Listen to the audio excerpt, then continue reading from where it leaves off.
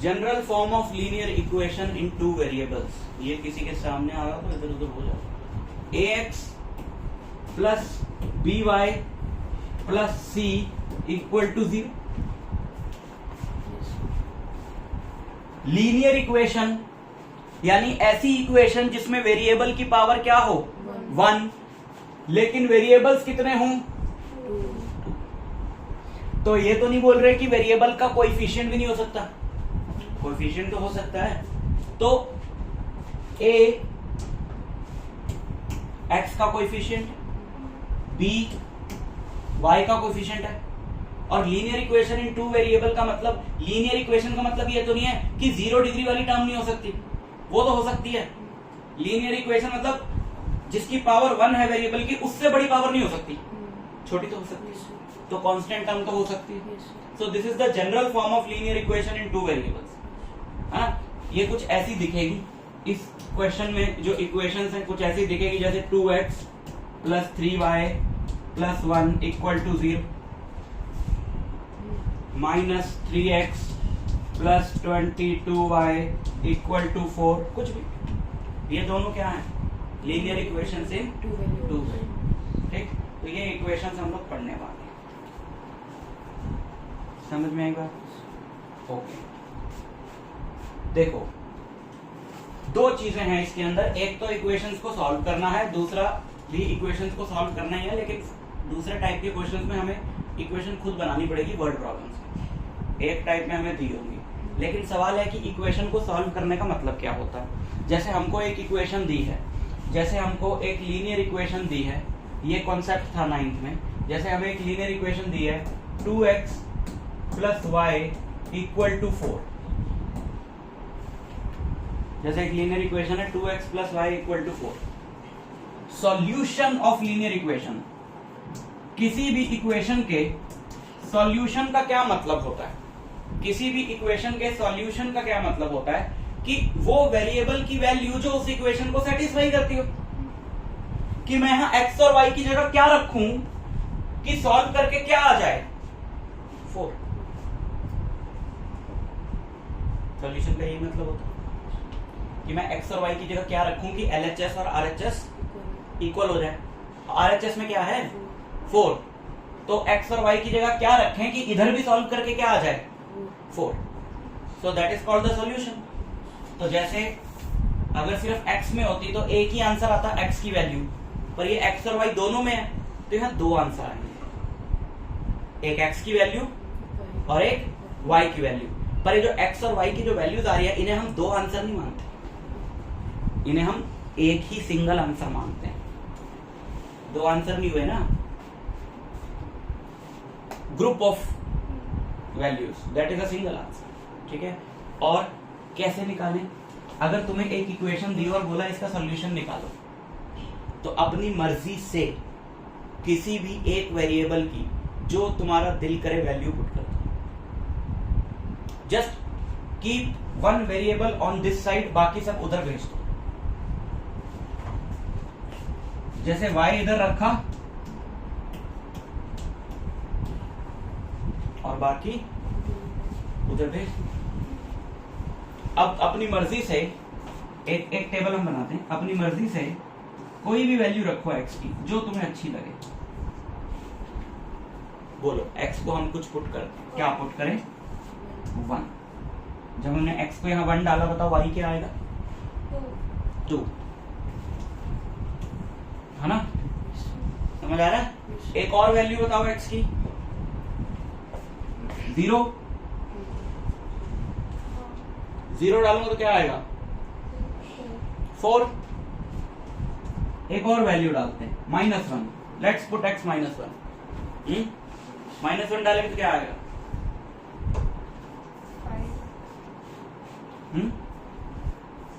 6। 2 into -1 minus minus plus हो जाएगा, 4 + 2 क्या आएगा 6। एक और वैल्यू डालते हैं 3। 3 डाल के क्या आएगा -2। समझ आ रहा है? और कितने डाल सकते हैं? इनफाइनाइट। कुछ भी डालते जाओ x को, y की वैल्यू आती जाएगी और ये सारी वैल्यूज इस इक्वेशन को सेटिस्फाई करेंगी क्योंकि हमने इसी से तो निकाली है। अब जब इसी से निकाली तो इसको सेटिस्फाई तो करेंगी। कैसे? डाल के देख लो, x की जगह 1 डालो और y की जगह 2 डालो, आंसर 4 आएगा। x की जगह 0 डालो, y की जगह 4 डालो, 4 आ रहा है। x की जगह डालो, y की जगह डालो, 4 आएगा। x की जगह डालो, y की जगह डालो, 4 आएगा। और ऐसे तुम हजारों और निकाल लो। अब बहुत इंपॉर्टेंट कॉन्सेप्ट बता रहा हूं, and a linear equation has infinite solutions.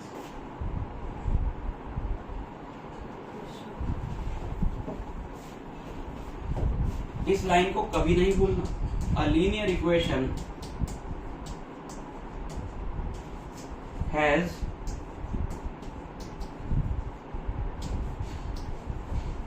Infinite solution.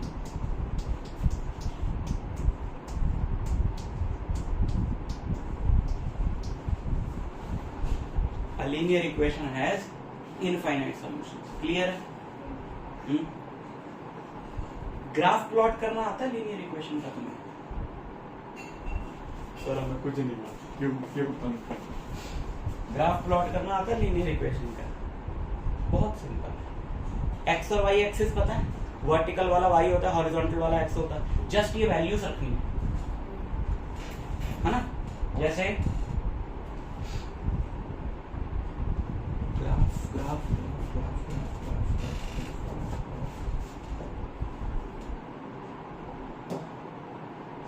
जैसे ये वैल्यूज क्या थी देखो, 1 और 2। तुम कितनी वैल्यूज निकाल सकते हो ऐसी? तुम्हें मैं एक इक्वेशन दे दूं तो इनफाइनाइट, तो कोई भी 3-4 निकाल लो। x1 y2, क्या पॉइंट प्लॉट करना आता है? x1 और y2 कहाँ होगा? x1, ये स्केल थोड़ा बड़ा है इस ग्राफ पे, है ना? 5-5 का गैप है। स्केल चेंज कर सकते हैं क्या? तो ऑप्शन ही नहीं दे रहा है। अच्छा तो इमेज है ना,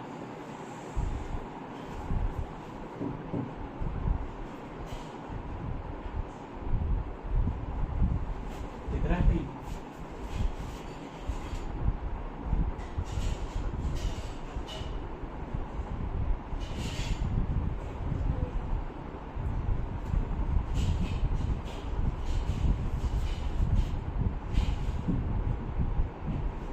चलो इसी से काम चलाते हैं। ऐसा नहीं करना चाहिए,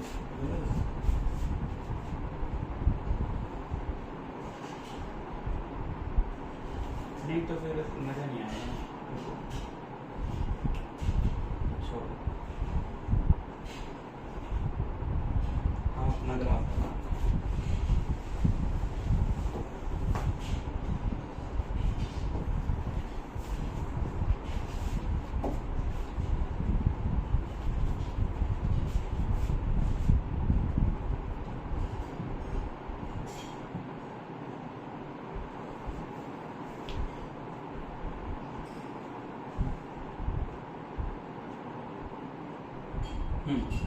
सो ये ग्राफ है, ठीक?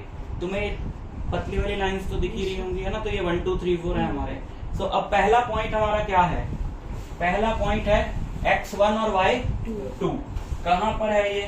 इसको लो जरा, x1 और y2, है ना?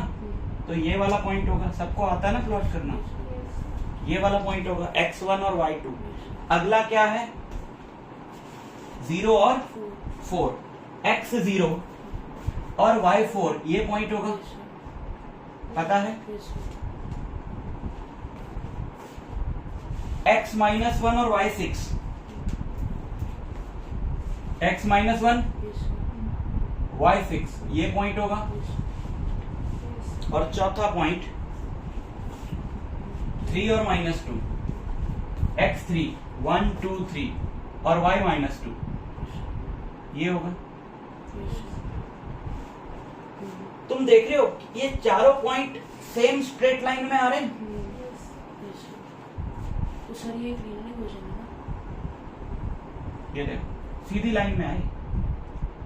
तो जब भी बता रहा हूं बेटा, जब भी तुम कोई भी लीनियर इक्वेशन के सॉल्यूशंस निकाल के उनको ग्राफ पे प्लॉट करोगे तो वो हमेशा किस में आएंगे? स्ट्रेट लाइन में। और हर पॉइंट उस लाइन पे उस लीनियर इक्वेशन का एक सॉल्यूशन होगा। ये जो मैंने 4 पॉइंट बनाए हैं, ये जो 4 पॉइंट बनाए हैं ये इस लाइन पे ही आए हैं। और एक लाइन पे कितने पॉइंट्स होते हैं? इनफाइनाइट। और एक लीनियर इक्वेशन के कितने सॉल्यूशन होते हैं? Because every point on the graph of linear equation represents one solution of the linear equation. Line पे हर पॉइंट उस लीनियर इक्वेशन का एक सॉल्यूशन होता है, ठीक है? इसीलिए लीनियर इक्वेशन के इनफाइनाइट सॉल्यूशन होते हैं, क्योंकि एक लाइन पे इनफाइनाइट पॉइंट्स होते हैं। समझ में आई बात? सर मेरे को ग्राफ तो समझ में आ गया, सर जो वैल्यूज निकाली वो नहीं समझ में आया। जो पीछे वैल्यूज निकाली वो कैसे निकाली? वो वैल्यूज हमने ऐसे निकाली कि हमने, ये हमारे पास इक्वेशन थी, तो इस इक्वेशन में हम इसको इधर ले गए, 4 - 2x हो गया। अब हमने x की जगह अपनी मर्जी की कोई भी वैल्यू डाली। क्या डाला हमने x की जगह? 1। तो सॉल्व करो। 4 - 2 × 1, 4 - 2, 4 - 2 इज, तो y क्या आया? 2। फिर हमने x की जगह 0 डाला तो y क्या आया? 4। ऐसे हमने पॉइंट्स निकाल लेने। तुम्हारा 2 पॉइंट से ही काम चल जाएगा, क्योंकि दो पॉइंट बहुत है लाइन बनाने के लिए, पर 2 मत निकालना, कम से कम 3 निकालना। समझ रहे हो? क्योंकि अगर तुमने 2 पॉइंट्स निकाले और हो सकता है तुम्हारा एक गलत हो तो तुम्हारी लाइन गलत हो जाएगी। लेकिन अगर तुमने 3 पॉइंट्स निकाले और एक गलत हो तो तुम्हें पता चल जाएगा कि वो गलत है, क्योंकि वो लाइन पे लाई नहीं करेगा। समझ में आई बात? जैसे कि तुमने 2 सॉल्यूशन निकाले और दोनों में से एक गलत है, तो एक यहां कहीं आया, दूसरा यहां आया, तो 2 पॉइंट तो हमेशा ही लाइन पे लाई करेंगे ना। 2 पॉइंट से पास होती हुई लाइन तो तुम बना ही लोगे और तुम ऐसे लाइन खींच दोगे, जबकि ऐसे आनी नहीं थी क्योंकि ये वाला गलत था। और अगर तुमने 3 लिए होते और तीसरा यहां आता तो तुम देखते यार ये तो लाइन पे आई नहीं, अच्छा तो एक गलत होगा। तो इसलिए कम से कम कितने लेना? 3। 2 में गलती हो सकती है, 3 में नहीं होगी। मैंने तो 4 ले लिए, अच्छी बात, ठीक है? समझ गए? तो a linear equation has infinite solution. A linear equation has infinite solution. Graph of a linear equation is always a straight line. Graph of linear equation is always a straight line. And since there are infinite points on straight line and each point represents one solution of the linear equation, इसलिए line पे infinite points और linear equation के infinite solution, ये दोनों बातें जुड़ी हुई हैं आपस में, ठीक है? एक और इक्वेशन बनाते,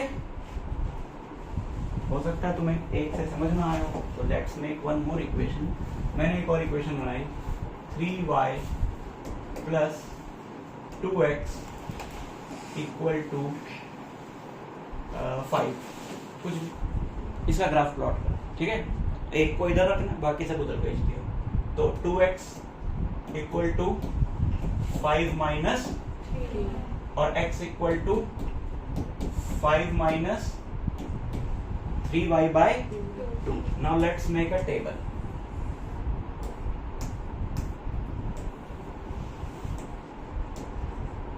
x को कुछ, y को कुछ डालो, जो हम इधर लेकर गए हैं उसी को डालो ना। तुम बोलो नहीं हम x को डालेंगे तो फिर इन सबको इधर लाने का फायदा क्या हुआ? y को क्या डाले हम? y को हमने डाला 1। 5 - 3 2, 2/2, x भी आया 1, ठीक है? y को हमने डाला -1, y को हमने डाला -1, तो माइनस माइनस प्लस, 5 + 3 8, 8/2 4, ठीक है?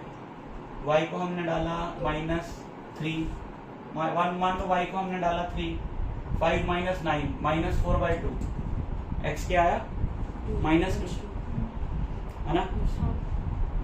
अब इसको प्लॉट करते हैं।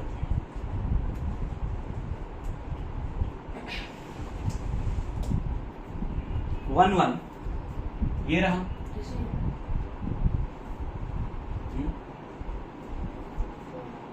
4 माइनस 1 1 2 3 4 4 माइनस 1 ये रहा। पॉइंट्स तो प्लॉट करने आते सबको। -2 और 3 -2 3 ये रहा, स्ट्रेट लाइन में आ रहा है ना।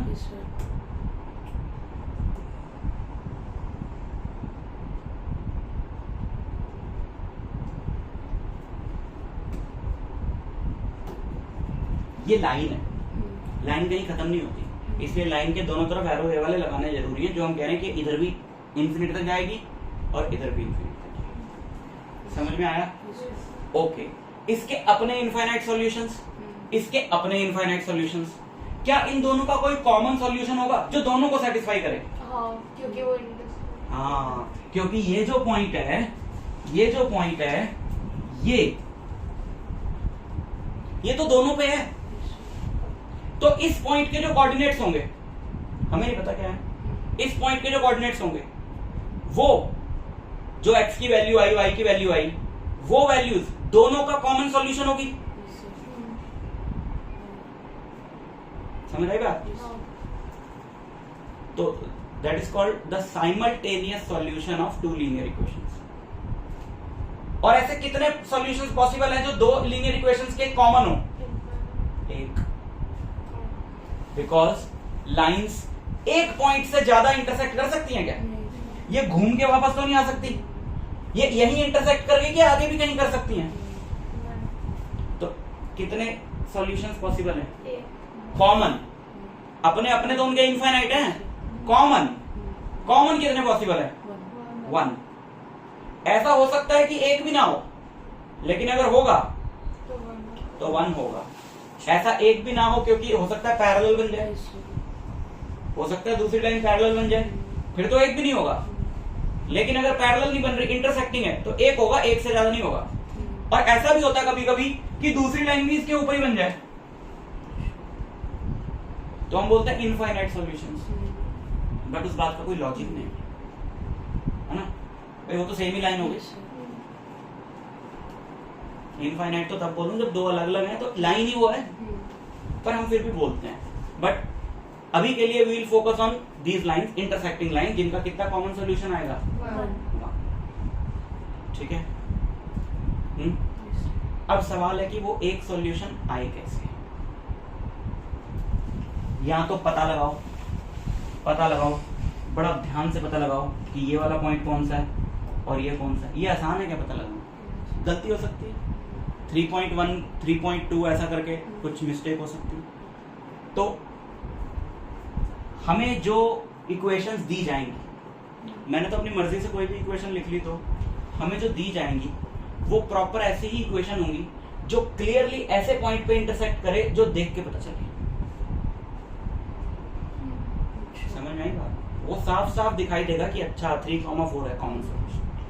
ये तो बीच में कहीं कर गई ना, क्योंकि मैंने अपनी मर्जी से ली थी। मतलब रफली लिए तो उस पे नहीं होगा। हाँ, जो वो देंगे वो तो बिल्कुल सोच समझ के देंगे, पहले से सॉल्व करके देंगे, तो वो इक्वेशन का तुमको क्लियरली पता चलेगा कि कहाँ इंटरसेक्ट कर रही है, तो वो उनका कॉमन सॉल्यूशन होगा।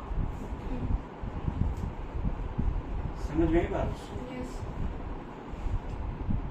तो तुम लोग के पास पेंसिल स्केल वगैरह है क्या? पेंसिल नहीं, स्केल पेंसिल स्केल है, सब है। सेट डी है। हाँ तो कोई बात नहीं, चल जाएगा।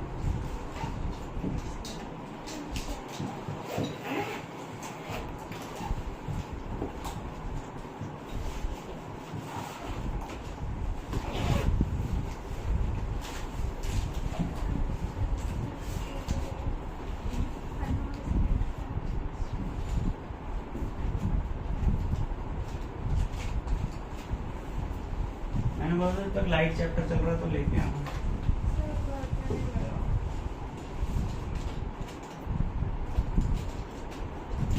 देखो वो क्या कह रहा है, देखो इधर देखो पहले, बाद में अभी जब काम दूंगा फिर निकालना scale.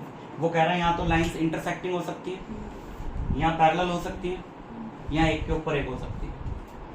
One solution, no solution, infinite solutions. These are called intersecting lines, these are called parallel lines and these are called coincident lines। जब हम बोलते हैं ना what a coincidence कि एक के ऊपर एक ही बन गई दूसरी, तो coincident lines, ठीक है। और बोलता है ऐसे ग्राफ बना लो, ऐसे ग्राफ बना लो जहां इंटरसेक्ट करे। देखो जैसे इसने ये जो लाइंस ली हैं क्लियरली पता लग रहा है कि ये 4,2 पे इंटरसेक्ट कर रही है, तो इन दोनों का कॉमन सॉल्यूशन हो गया 4,2।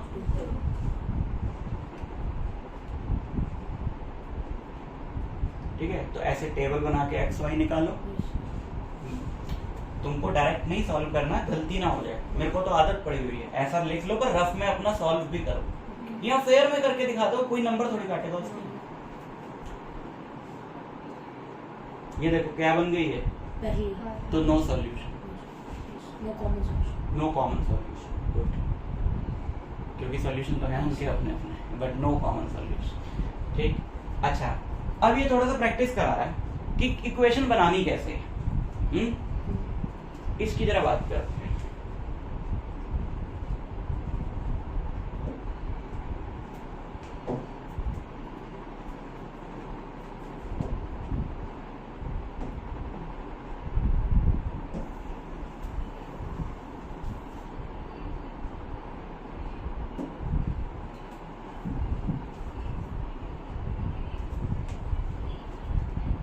पहला क्वेश्चन देखो, Aftab tales his daughter 7 years ago I was 7 times as old as you were then. Also 3 years from now I shall be 3 times as old as you will be. Represent this situation algebraically and graphically. हमें क्या करना होता है ऐसे questions में, हमें late करना होता है किसी की एज को नहीं, या जो भी क्वेश्चन में पूछा, आफ्ताब है और उसकी डॉटर है, हम मान लेते हैं कि हमेशा 2 वेरिएबल्स होंगे क्वेश्चंस में, क्योंकि ये चैप्टर के बेसिस पे क्वेश्चन जो बनेगा उसमें 2 ही वेरिएबल्स होंगे। तो इसमें 2 वेरिएबल्स पहले वाले क्वेश्चन में क्या है, आफ्ताब की एज और डॉटर की age. Let Aftab's present age be x, है ना, और यहाँ टीचर काट लेगा नंबर, क्योंकि यूनिट के बिना लिखोगे तो नंबर काटेगा। x डेज के x मंथ्स के x मिनट्स, आफ्ताब की एज x मिनट्स मान लेते नहीं ना, क्या माने,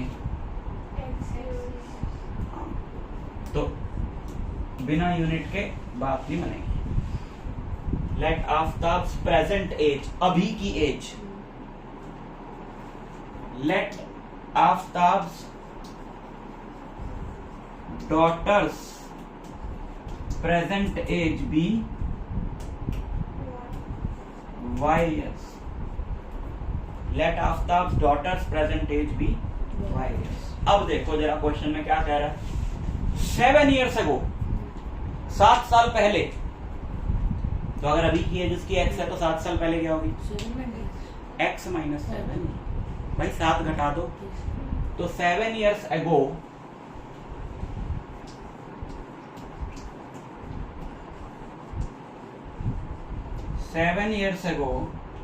Aftab's age x minus years, और डॉटर्स एज 7 साल पहले y माइनस 7 ईयर्स। अब उनमें रिलेशन देखो, वो कह रहा है 7 साल पहले मेरी एज, अपनी डॉटर को कह रहा है 7 साल पहले मेरी एज तुमसे 7 टाइम्स थी।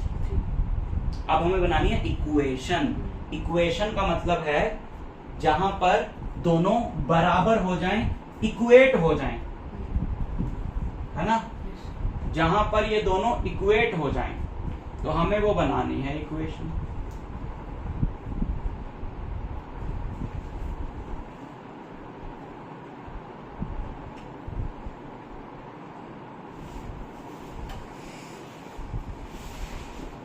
तो इक्वेशन अकॉर्डिंग टू क्वेश्चन हम लिखेंगे ATQ, अकॉर्डिंग टू क्वेश्चन।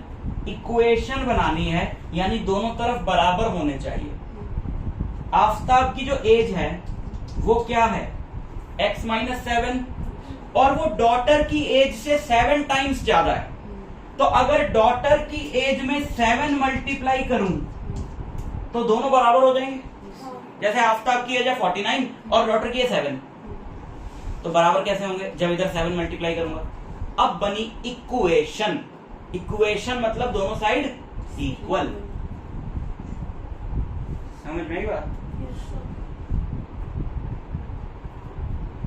तो इसको थोड़ा सा सॉल्व करो, क्योंकि स्टैंडर्ड फॉर्म क्या है लीनियर इक्वेशन की, ax plus by plus equal to 0, या c को चाहे उधर रख लो, उसमें कोई फर्क नहीं पड़ता, बट ऐसे तो नहीं चलेगी।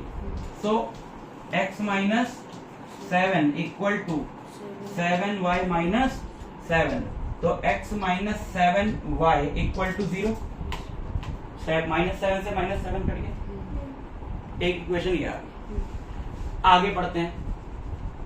3 years from now I shall be 3 times as old as you will be। वो बोल रहा 3 साल बाद y plus 3 into 3 होगी उसके हाँ, पहले हम लिखें आफ्टर 3 years। कौन फादर ऐसे बोलता डॉक्टर को? मैंने तो मारा कभी बोला after 10 years I will be 13 times as old as, क्या बोलते रहे। हाँ, after 3 years Aftab age, Myra मतलब मेरी मेरी मायरा, ये कहेगी मेरे को क्यों बोलेंगे सर।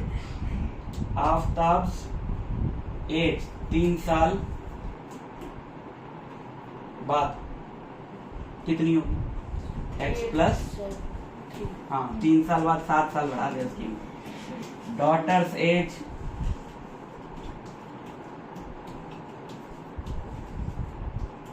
y plus 7 years। ठीक, कोई बता सकता है इक्वेशन? वो बोल रहा है कि 3 साल बाद मैं तुमसे 3 टाइम्स हो जाऊंगा। सर ये वाले x plus y into 3, तो 3 फिर ब्रैकेट में y plus बताओ। 3 उसके बाद ब्रैकेट में वो जो डॉटर्स एज लिखी हुई है उसको किसके बराबर रखूं? x plus 3। हाँ, है ना, डॉटर की एज में 3 मल्टीप्लाई करा दिया तो आफ्ताब की एज का इक्वल हो गई। फिर इसको थोड़ा स्टैंडर्ड फॉर्म में बदल लो, 3y plus 21 equal to x plus 3, और x को इधर ले आओ तो 3y minus x equal to 3 minus 21 minus 18। समझ गए? So this is your first equation and this is the second equation. वो क्या बोल रहा है कि इसको एल्जेब्रिकली और ग्राफिकली रिप्रेजेंट करो सिचुएशन को। एल्जेब्रिकली मतलब सिर्फ इक्वेशन बनाना, ये हमने कर दिया एल्जेब्रिकली, और ग्राफिकली मतलब फिर इनका ग्राफ बनाना।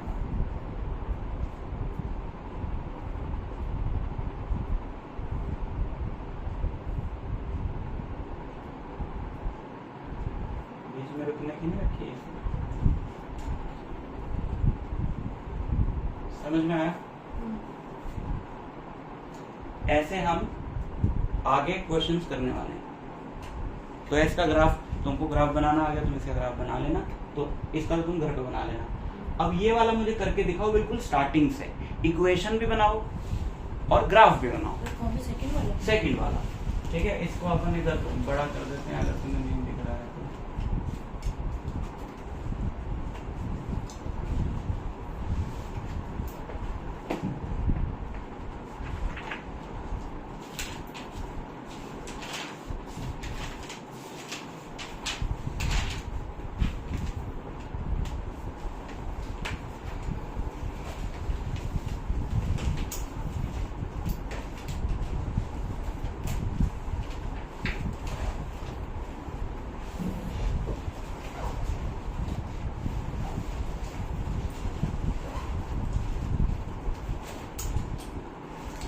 सर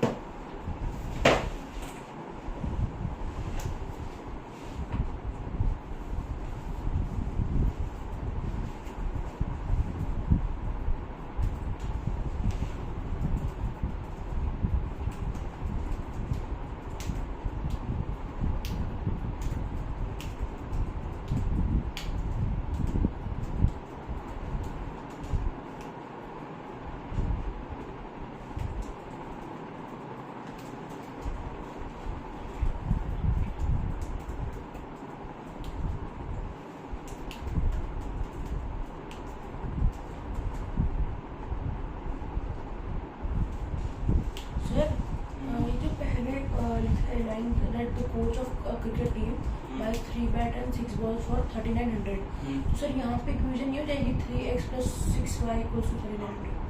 और पहले स्पेसिफाई करना है कि हमने एक्स और वाई किसे लिए। हाँ सर। पहली दो लाइंस क्वेश्चन में क्लियर होनी अच्छा चाहिए। सर, मतलब लेट 3 बैट्स = x। 3 क्यों? एक बैट एक्स का हुआ तभी तो 3 बैट 3x के हुए। Let the cost of 1 bat be ₹x, unit के साथ।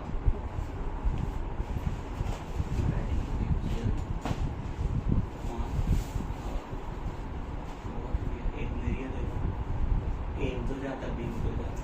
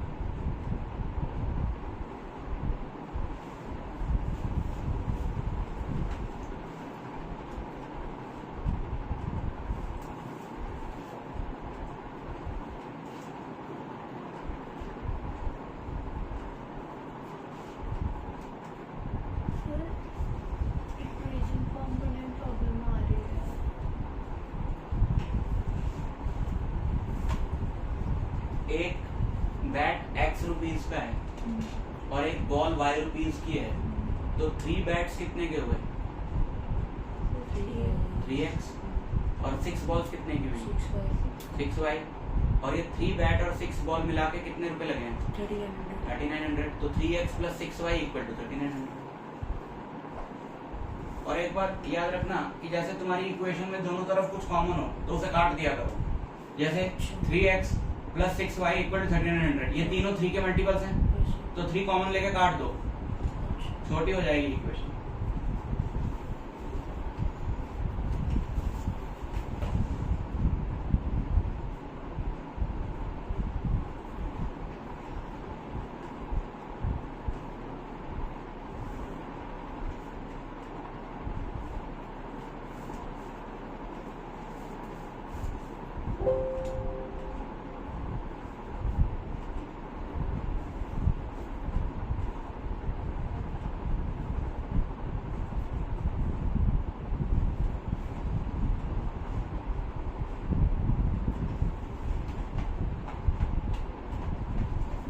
तो सर वो 1x plus 2y is equal to 1300 हो जाएगा ना?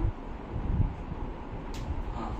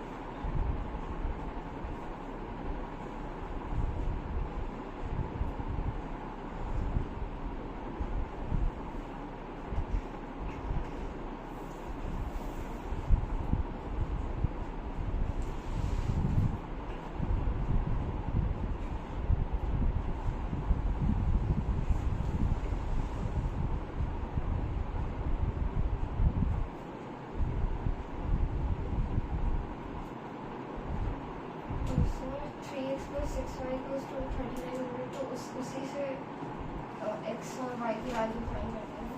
हाँ। पर वो 3 कॉमन लेके काट देना ना पहले, क्योंकि 3 तो दोनों तरफ आ रहा है, छोटी हो जाएगी ना इक्वेशन। नहीं भी काटोगे तो भी आंसर में कोई फर्क नहीं पड़ेगा, लेकिन हमारी कैलकुलेशन बढ़ जाएगी।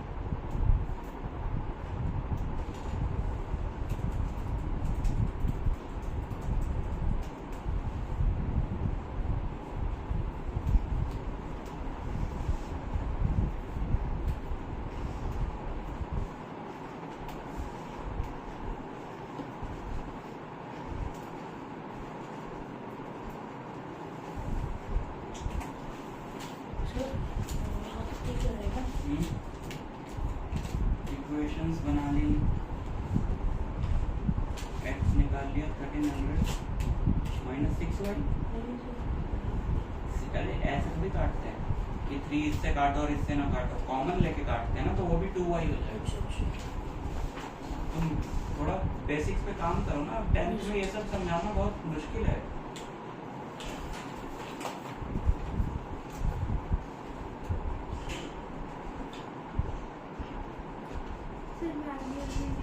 चलो अब मैं ही करता हूँ, छोड़ो। वैल्यूज ग्राफ से निकलेंगे। ग्राफ बनाया? नहीं सर, मतलब ग्राफ से पहले। अच्छा, वो जो ग्राफ बनाने के लिए जो वैल्यूज निकले। Yes sir. अच्छा, बड़ी इक्वेशन है ना।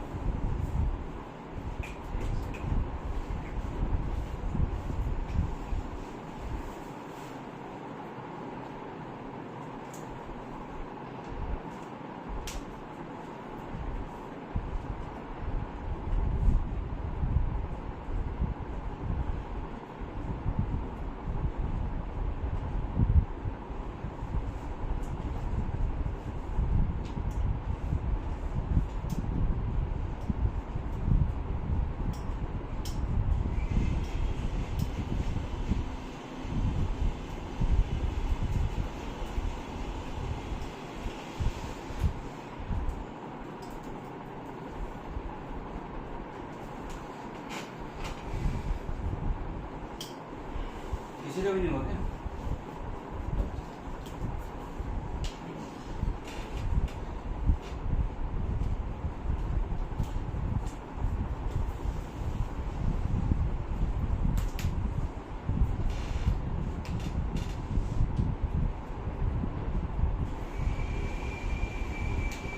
तो इक्वेशन क्या बनी देखो,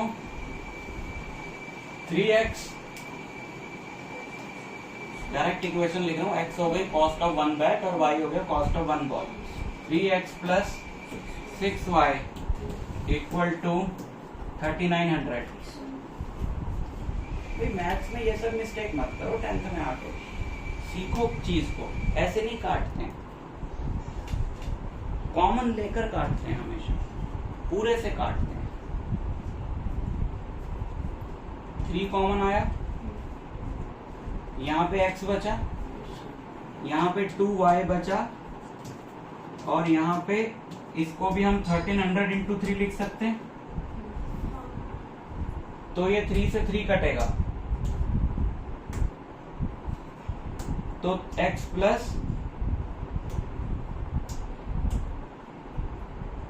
x plus 2y equal to 1300। This is the first equation. दूसरी इक्वेशन क्या है, later she buys another bat and 3 more balls, यानी x plus 3y equal to 1300। ठीक, दूसरी इक्वेशन, x प्लस 2y भी 1300,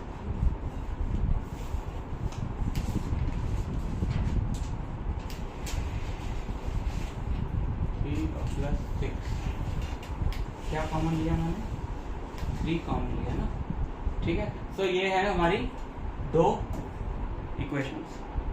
अब इसमें ग्राफ क्यों नहीं बना तुम्हारा, जैसे ये इक्वेशन, इसमें हम x को एक तरफ रख लें, 2y उधर चला गया, तो x इक्वल टू क्या आ गया, 1300 माइनस 2y। बनाओ x को और y को, थोड़े बड़े बड़े नंबर्स लो, जैसे मैंने सपोज बड़ा सा नंबर लिया, y को मैंने लिया 200।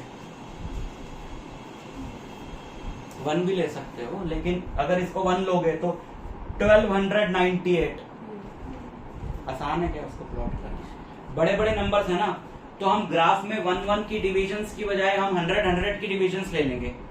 तो हम चाहते हैं कि हम y भी 100 का ही कोई मल्टीपल लें और x भी 100 का ही कोई मल्टीपल आए। अब जैसे मैंने y को 200 लिया, तो 2 इंटू 200 400, तो 1300 माइनस 400, x क्या आएगा 900। 100 की डिविजन्स ले लूंगा ना मैं 1 की बजाय, इसको मैंने लिया 400, तो 400 13 2 इंटू 400 800, तो ये आएगा 500। इसको मैं ले लूं 800, तो 800 1600, तो ये आएगा माइनस 300। इसी तरीके से इसका ग्राफ प्लॉट करें हम बड़े बड़े नंबर्स लेकर। 3y को उधर ले जाओ, इसी में लिख दूं ना, कंफ्यूज तो नहीं हो रहे। माइनस 3y यहां से हटा दो,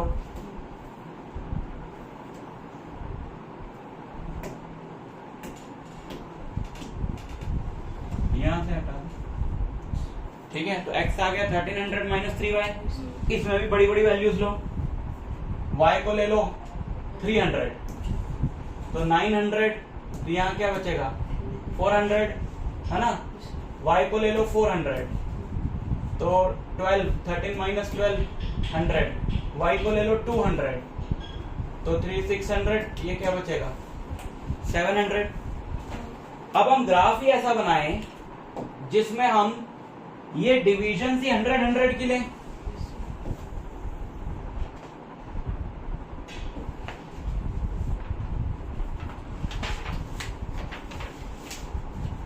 तो ये हमारी जो डिवीजन है ये 1 1 की बजाय अब 100 100 की है। तो पहले वाले में देखो क्या पॉइंट्स हैं, 900 और 200, तो 900 1 2 3 4 5 6 7 8 9, ये हमारा 900 है, ये वाली लाइन 900 है, और 200, तो 900 200 ये वाला पॉइंट वो ग्राफ में लिखना, ठीक है। 100 200 300,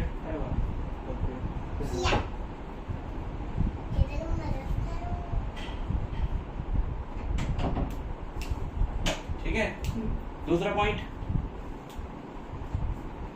500 और 400, तो 1 2 3 4 5 500 और 400, ये समझ आ रहा है। और तीसरा पॉइंट माइनस 300 और 800, माइनस 300 और 800, 1 2 3 4 5 6 7 8, ये तीनों सेम लाइन में लाई कर रहे हैं।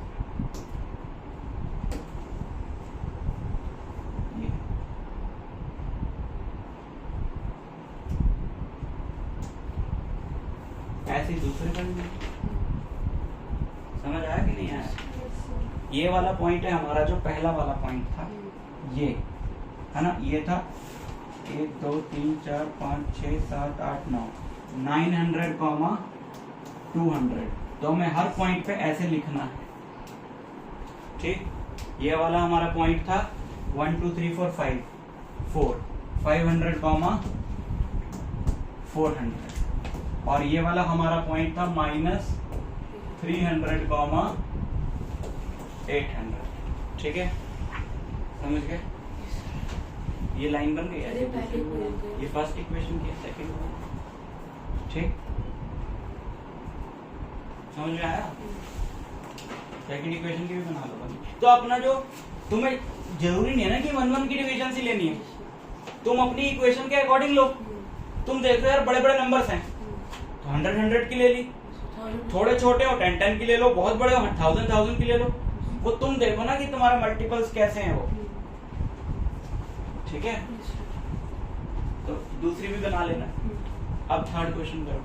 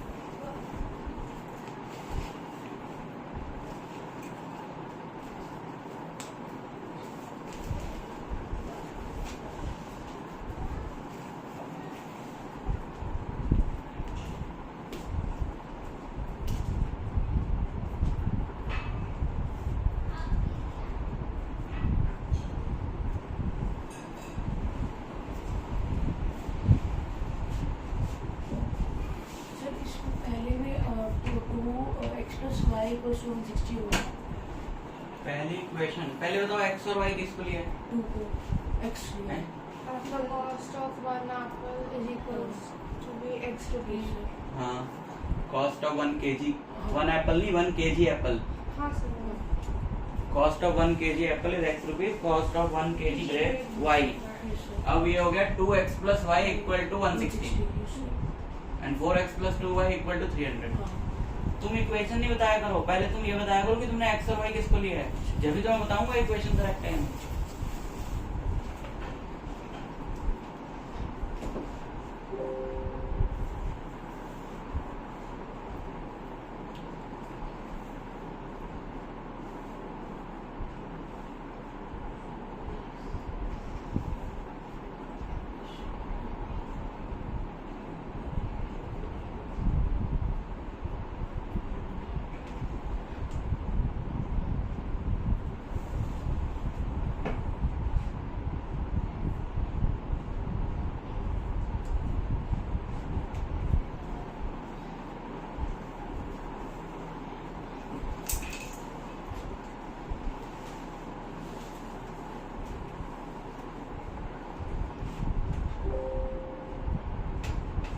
सर मैं ग्राफ वाला पेज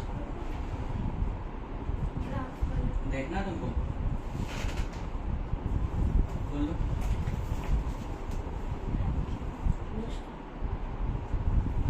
ये वाला ना,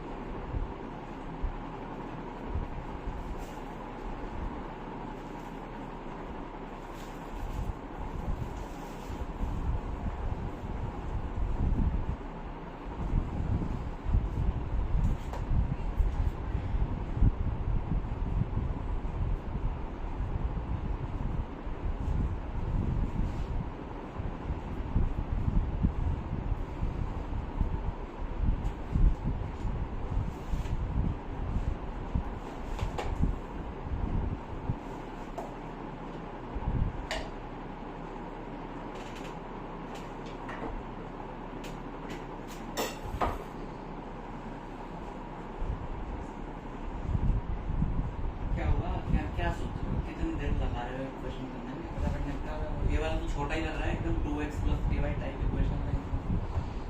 सर वो पहले वाला क्वेश्चन है। देखो देखो स्लाइड देखनी है, देखो।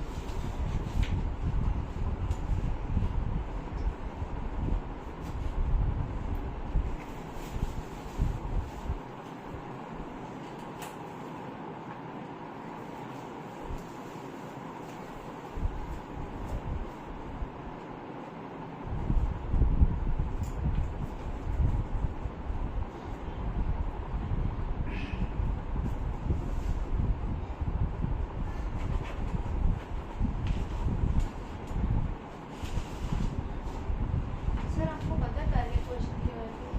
हैं? आपको पता है पहले क्वेश्चन क्या है?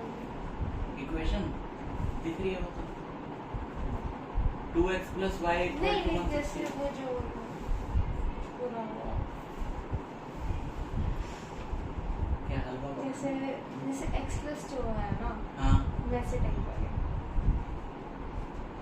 अरे बताता रहा हूँ 2x plus y equal to 160। हाँ।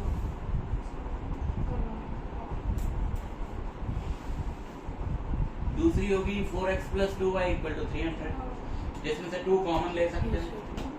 तो 2x plus y equal to 150 बन जाएगी वो। Yes, sir. अब इनके ग्राफ प्लॉट कर दो जल्दी जल्दी, सोचो।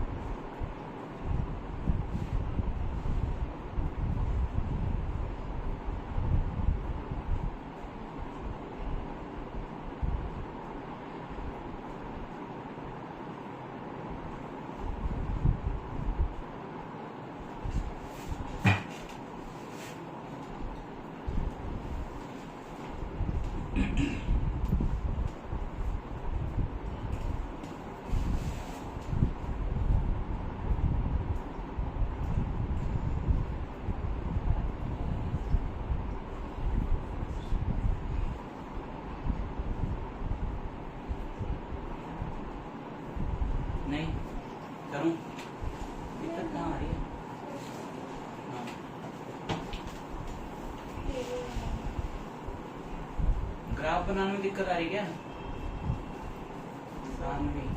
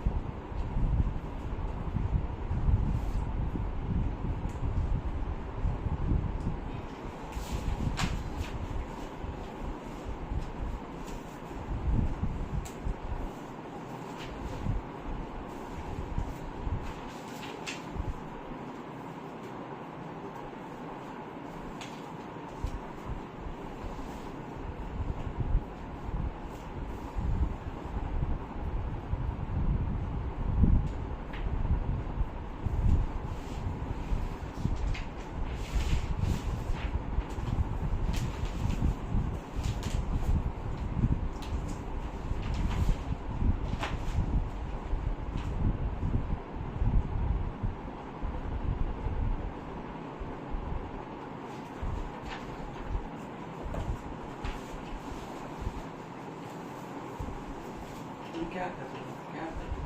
सर समझ इतनी देर से हैं? थोड़ा समझ नहीं आ रहा क्या समझना है? दोनों इक्वेशंस बन गई, तुमसे ग्राफ नहीं बन रहा। नहीं सर बनना है, लेकिन उसकी वो समझ नहीं आ रही क्या? कि मतलब 2x प्लस वाई पहली 160 हो गई हाँ। तो पहली इक्वेशन हाँ। तो सर अब इसका 160 माइनस 2x रहेगा y इक्वल्स टू 160 माइनस 2। तो हमारी मर्जी है ना कि हम y को उधर लेके जाएं कि x को उधर लेके जाएं, तो हमारी मर्जी है। तुम ये बना लो, उससे क्या फर्क पड़ता है? x की वैल्यूज पुट करते जाओ, y की निकालते जाओ। कोई 3 वैल्यूज निकालनी है, प्लॉट करके लाइन खींच देनी है। तुम सोच क्यों रहे हो इतना बैठ के?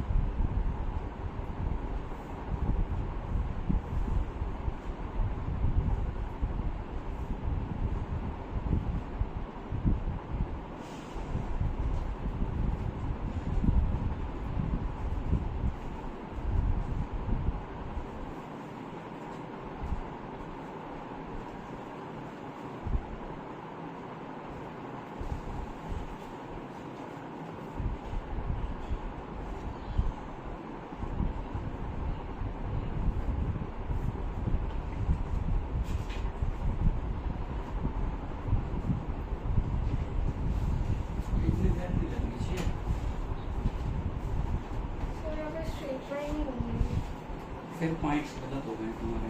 बनेगी तो स्ट्रेट लाइन, कौन सी नहीं बनेगी? ये ऐसे स्ट्रेट ही तो है। अच्छा थर्ड यहाँ, रुको। सो इसकी इक्वेशंस क्या हैं बताओ? 2x plus y equal to, ये फर्स्ट इक्वेशन है, इसमें कोई दिक्कत तो नहीं किसी को? अब ध्यान से समझ लेना, ग्राफ बनाना सबसे इजी काम है दुनिया का। पता नहीं तुम क्या क्या करे जा रहे हो उसके अंदर। और दूसरी बनेगी 4x plus 2y equal to 300। 4x plus 2y equal to 300, ठीक है? और इसमें से तो 2 कॉमन लिया जा सकता है ना, ये भी 2 का मल्टीपल, ये भी 2 का मल्टीपल, ये भी 2 का मल्टीपल, तो 2 कॉमन लिया,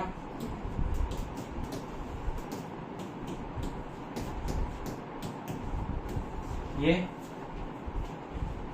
और 2 से 2 कैंसिल, तो 2x plus y equal to 150। एक ये इक्वेशन है, एक ये इक्वेशन।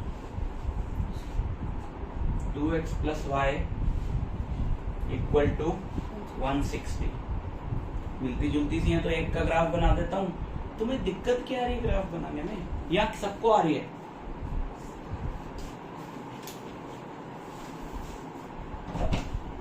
बताओ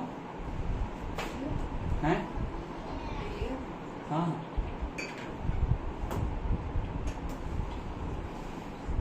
भाई, ये इक्वेशन है जिसका तुमने ग्राफ बनाना है। अब तुमने एक वेरिएबल को एक साइड रखना, बाकी सब दूसरी तरफ शिफ्ट कर देना। तुम इसी में कंफ्यूज हो रहे हो कि मैं इसको लेके जाऊं कि उसको लेके जाऊं। भाई जिसको मर्जी लेके जाओ। बता अगला स्टेप। Sir y equals to 160 minus 2x। y equal to 160 minus 2x। अब बताओ अगला स्टेप। सर अब x और y की वैल्यूज आप निकालेंगे, तो x को सर हम कुछ भी पुट कर सकते हैं। बताओ क्या पुट करूं मैं? x 30 हैं 30 30। लो जी, क्या आएगा y? 100। और बताओ 60 60। क्या आएगा? 40। और बताओ 90। और बताओ कितना आएगा ये? नहीं, माइनस 20। 10-10 का बना लो। अब 1-1 की डिवीजन थोड़ी बनाओगे, 10-10 की बनाओ। तो तुमने तो सही बताया, तुम क्या सोच रहे थे इतनी देर से बैठ के?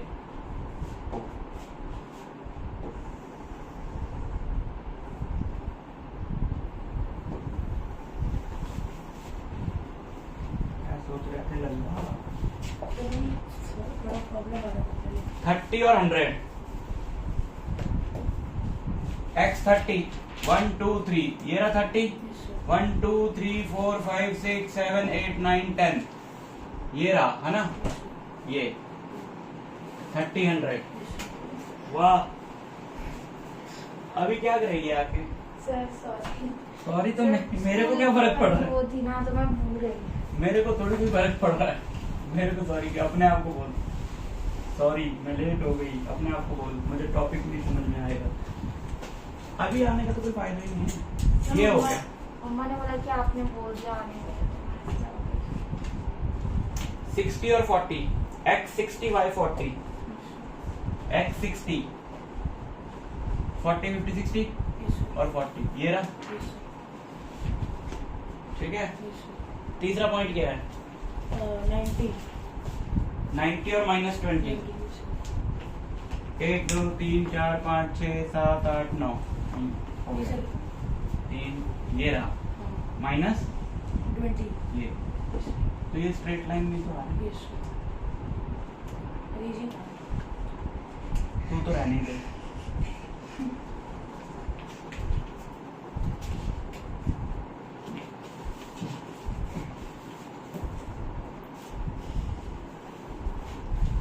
तो क्या करूँ?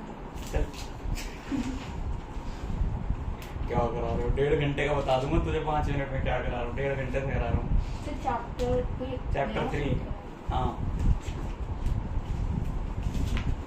और 2 घंटे मैथ्स का 2 घंटे लगा दिए इन्होंने 2 ग्राफ बनाने में। इसने लेके बैठा हुआ है। हाँ मैंने एक्स को करा है, सब एक्स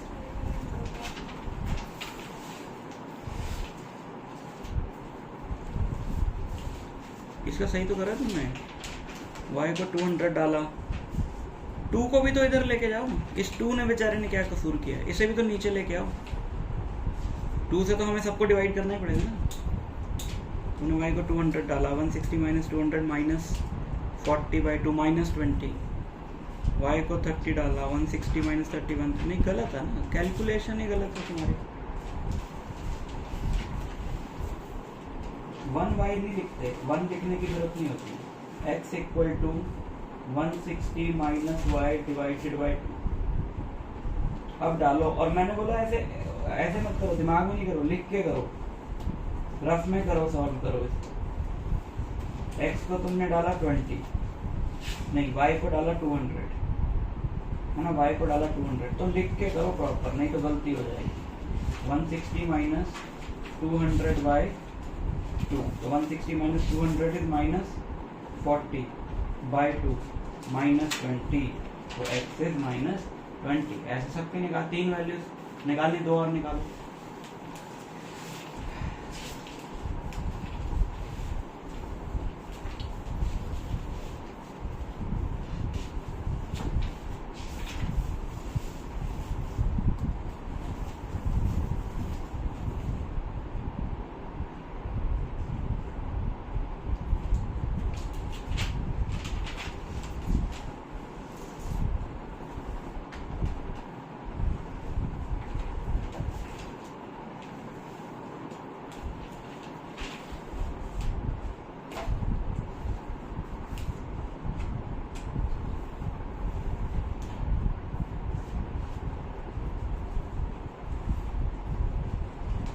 क्यों अपना इतना नुकसान करते हो? मेरे को तो समझ नहीं आता।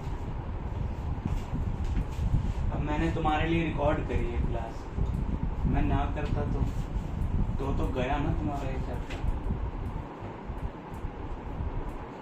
एक भी क्लास नहीं मिस करनी किसी को भी, और टाइम पे आके बैठ जाना है। यहाँ पे स्टार्टिंग का मिस हो जाता है तो बहुत दिक्कत आती है।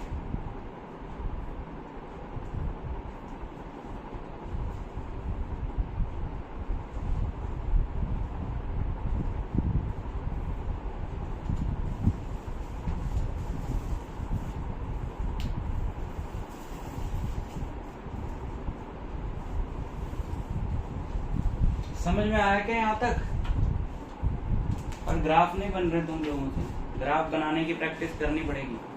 फंडा समझ में आया कि 2-3 वैल्यूज लेनी है और ग्राफ बना देना। आगे बढ़ जाएं। 3.2 भी कर लेते हैं, कल 2 घंटे साइंस पढ़ा दूंगा। ठीक है, देखो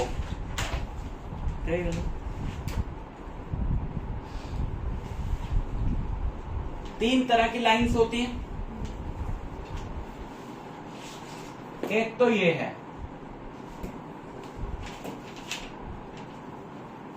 और एक ये है।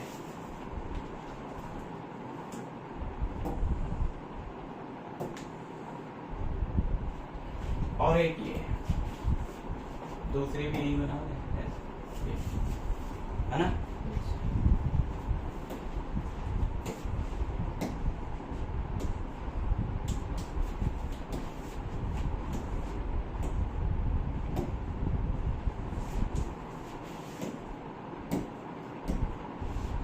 ठीक, क्या बोलते हैं?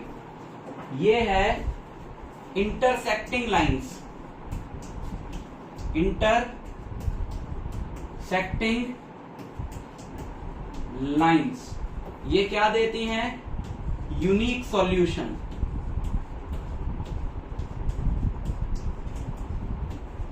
यूनिक मतलब एक सॉल्यूशन देती। ये क्या है बताओ? Parallel line. ये क्या देती हैं?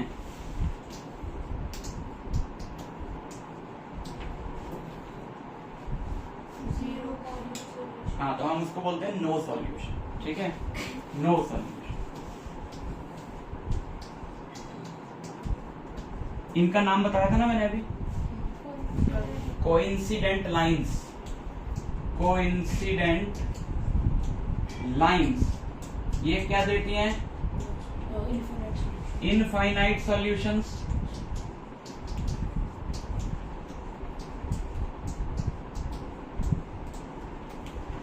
इनफाइनाइट सॉल्यूशंस, ठीक है, क्लियर है ना? अच्छा, जब भी सॉल्यूशन आता है तो हम बोलते हैं कि लाइंस कंसिस्टेंट है, और अगर सॉल्यूशन नहीं आता है तो हम बोलते हैं इनकंसिस्टेंट है। सॉल्व हो गई तो क्या है? कंसिस्टेंट। सॉल्व नहीं हुई तो ये क्या होंगी? कंसिस्टेंट। ये क्या होंगी? इनकंसिस्टेंट। और ये क्या होंगी? कंसिस्टेंट। सॉल्यूशन तो आया ना, चाहे इनफाइनाइट आए, समझ गए? अगर मैं तुमको दो इक्वेशंस दूं, और मैं तुमसे पूछूं ये कैसी लाइंस हैं, तो बड़ा लंबा काम है। पहले ग्राफ बनाओगे, ऐसा बनता है कि वैसा बनता है कि वैसा बनता है, तो वहां से बताओगे, है ना? बता सकते हो ना? दोनों का ग्राफ बनाओ, या तो ऐसा बनेगा या वैसा बनेगा, वैसा बनेगा, तो बता दो कैसी लाइंस है। लेकिन हम क्या पढ़ने जा रहे हैं? हम ये पढ़ने जा रहे हैं कि अगर बिना ग्राफ बनाए भी पता लगाना हो कि ये तीनों में से कैसी लाइंस हैं, तो पता लगाया जा सकता है, और वही हमने करना है। ग्राफ बनाना तो बहुत लंबा प्रोसीजर है, बिना ग्राफ बनाए कैसे पता लगाएं?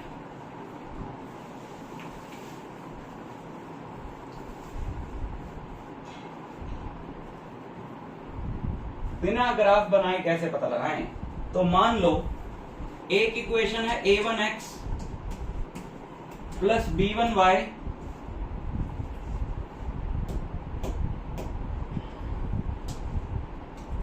Plus b1y plus c1 equal to 0, और दूसरी इक्वेशन है a2x plus b2y plus c2 equal to 0।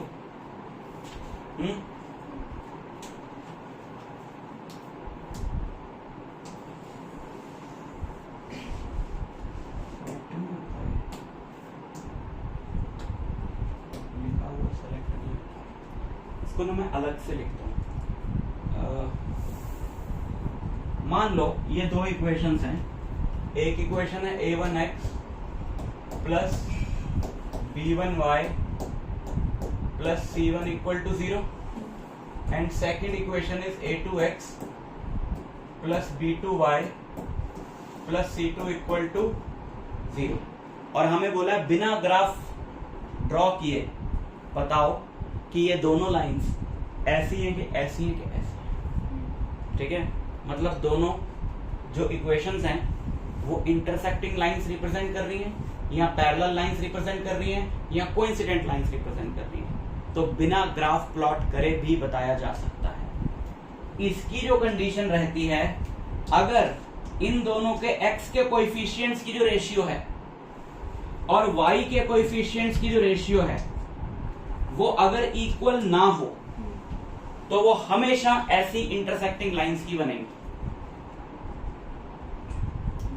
Graph plot करने की जरूरत नहीं है, समझ गए? अगर ये रेशियोज इक्वल हों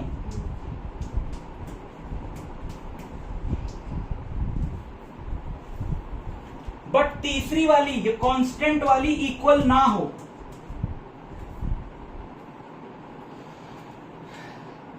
तो वो हमेशा पैरेलल लाइंस बनेंगी। और अगर तीनों इक्वल हों रेशियोज,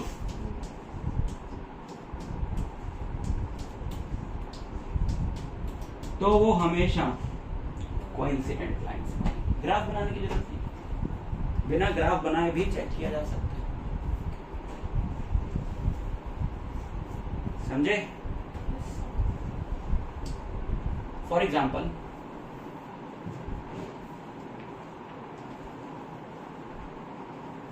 देखो,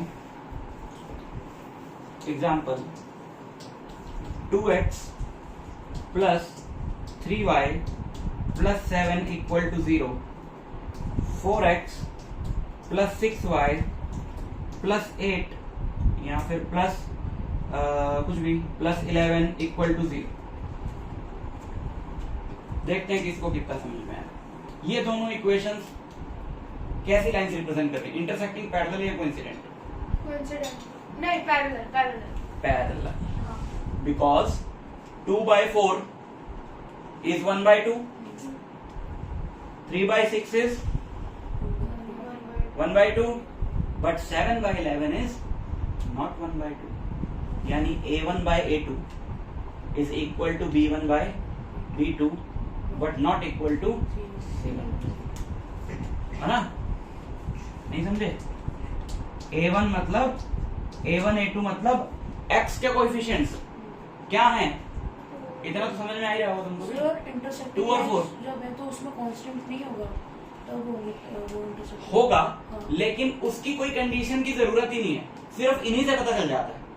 अच्छा। कांस्टेंट तो होगा बट हमें कंडीशन में लगाने की जरूरत नहीं है। कांस्टेंट वाला इनके इक्वल हो चाहे ना हो, उससे कोई फर्क नहीं पड़ता। अगर यही दोनों अनइक्वल हैं, हाँ, अच्छा तब आगे दोनों में तो ये इक्वल है ना, और तुमने यही निकाला, यही अनइक्वल आ गए, फिर आगे बढ़ो ही मत, वो सीधा इंटरसेक्टिंग ही होंगी। तो A1/A2 क्या है? 2/4 यानी कि 1/2। B1/B2 क्या है? 3/6 यानी कि 1/2। और C1/C2 क्या है? 7/11 which is not equal to 1/2, which is not equal to 1/2। तो A1/A2 is equal to B1/B2 is not equal to C1/C2। तो ये वाली लाइंस हैं पैरेलल। समझ आया?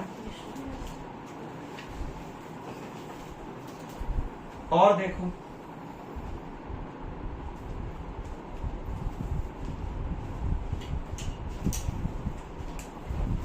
Second example,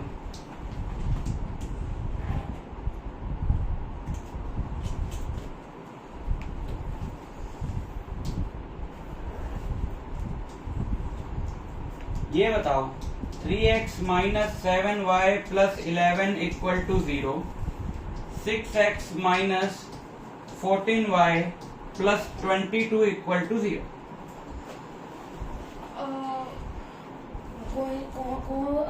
coincident lines.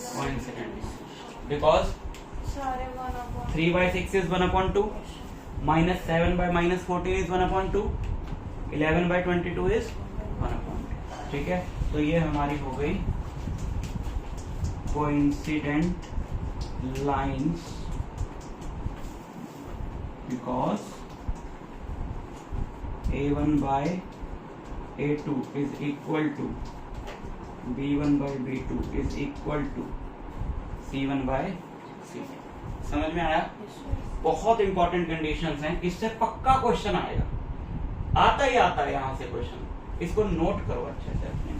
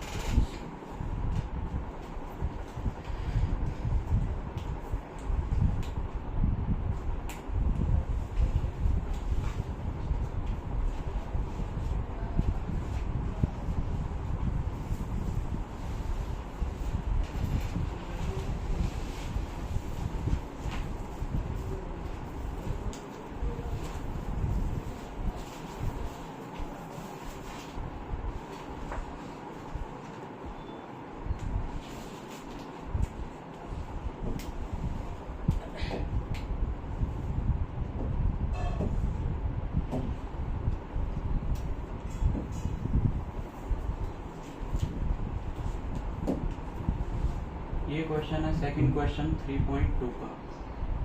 देखो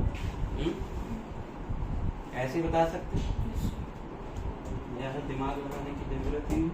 बोल रहा है कौन सा पैरेलल है, कोइंसिडेंट है, इंटरसेक्टिंग है। पहले वाला क्या है sir intersecting. Intersecting. 5/7 is not equal to -4/6।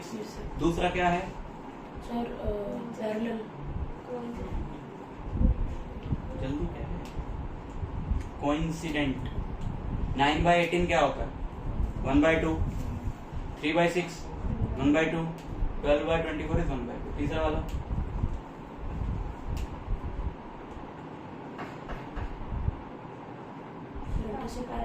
Parallel. तू गलत क्यों बता रहा सारी? 6/2 3 -3/-1 3 but 10/9 is not 3. A1/A2 is equal to B1/B2 not equal to C1/C2.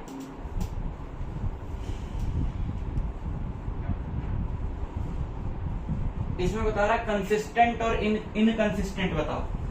अब कंसिस्टेंट होती है दो, पैरेलल वाली इनकंसिस्टेंट होती है।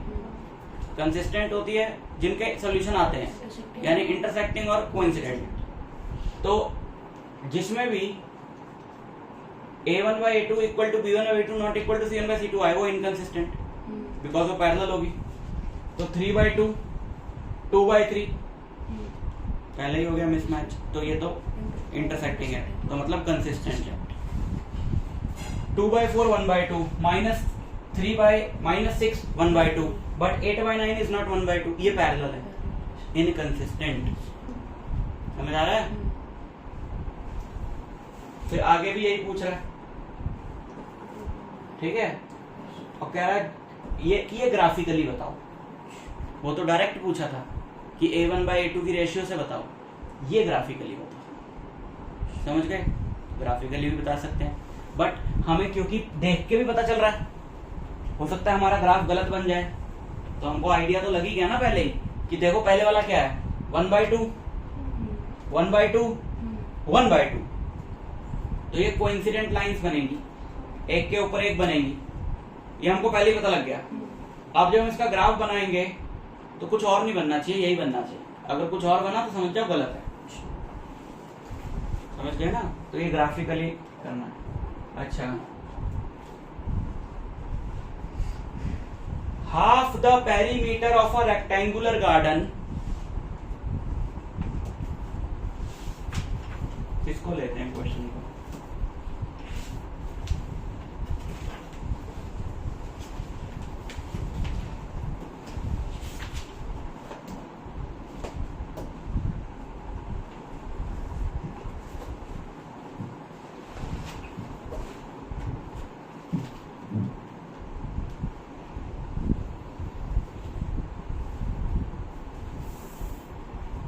Half the perimeter of a rectangular garden. Perimeter जानते हो? ये एक रेक्टेंगुलर गार्डन है, इसकी लेंथ है x, इसकी ब्रेड्थ है y, तो पेरीमीटर क्या होगा?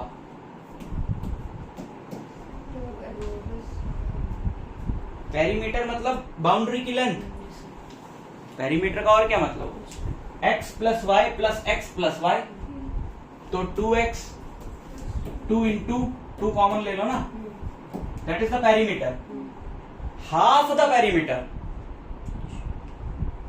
Of a rectangular garden whose length is 4 more than twice, नहीं, whose length is 4 meter more than its width, यानी कि इसकी जो लेंथ है, ऊपर लिख लेना लेट लेंथ। एक क्वेश्चन में बता दिया ना, बाकी खुद लिखा करो। Let length be x metre and let width be y metre. According to question length is 4 metre more than the width. क्या इक्वेशन बनेगी? x + 4 नहीं 4y is equals to x। 4 metre more बोला है कि 4 टाइम्स मोर बोला? 4 plus सोचो क्या equation बनेगी? y equals to y minus y plus 2 is equals to x। किसी का दिमाग नहीं चल रहा? क्या हुआ? अरे मैथ्स क्यों लगा रहे हो इसमें? ये तो आपस बोलचाल, नॉर्मल बोलचाल की बात है। अच्छा x plus 4 भाई इक्वेशन है तो दोनों साइड्स बताओ ना, एक क्यों बता रहे x minus x 4 is equal to 4 plus 5. हैं? x is equal to 4 plus 1. x equal to 4। अरे अगर तुम्हें इंग्लिश आती है तो तुम्हें क्वेश्चन समझ में आ जाएगा, तुम्हें इंग्लिश नहीं आती तुम्हें क्वेश्चन समझ में आएगा। सिंपल सी बात। कह रहा लेंथ 4 मीटर ज्यादा है विड्थ से, किया जैसे विड्थ 10 है तो लेंथ 14 है।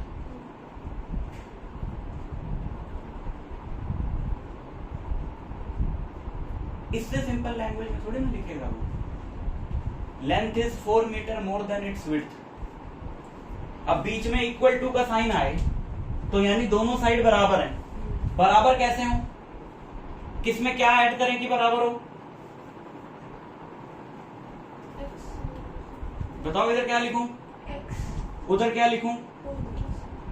4 4 plus length is 4 metre more than the width. ठीक है, समझ में आया? And half the perimeter is 36। ये इक्वेशन क्या है? हाफ द पेरीमीटर ही तो है ना, half the perimeter is 36। Perimeter वो है, उसका हाफ क्या हुआ? 36. क्या हुआ एक्स और वाई की टर्म्स में? ये पेरीमीटर है, इसका आधा क्या हुआ? upon 36 अरे किसी भी चीज का आधा क्या होता है? Upon 2. अपॉन 2।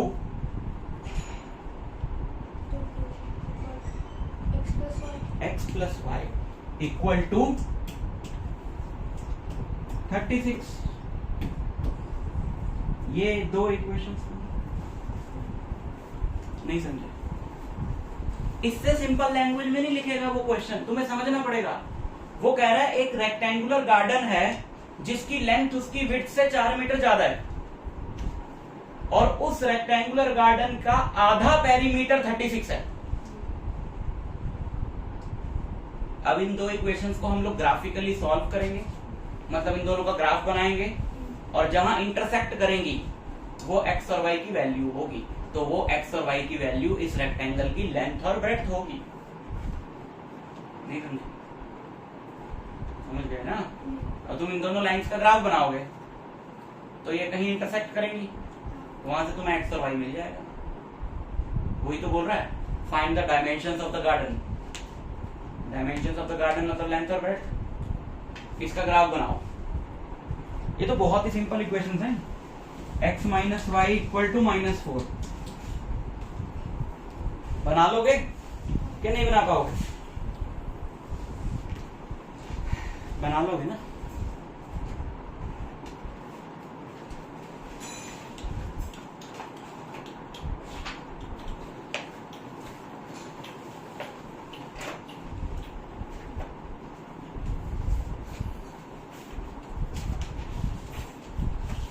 ठीक है, अभी इतना ही। तुम्हारा होमवर्क है 3.1 एंड 3.2। 3.1 पूरी नहीं हुई थी, मतलब क्वेश्चन तीनों डिस्कस किए बट हमने कंप्लीट नहीं किया। उनको फेयर में प्रॉपर वे से कंप्लीट करके लाओ और 3.2 पूरी करके लाओ। ठीक, बट ये तुमने दिखाना है ट्यूसडे को। कल अपन साइंस करने वाले हैं पूरा 2 घंटे। ठीक है, 10 बजे आ जाना सुबह। 10 बजे, हाँ ठीक है, 10 से 12 2 घंटे साइंस। नेक्स्ट क्लास में जब मैथ्स का होगा तो हमें ग्राफ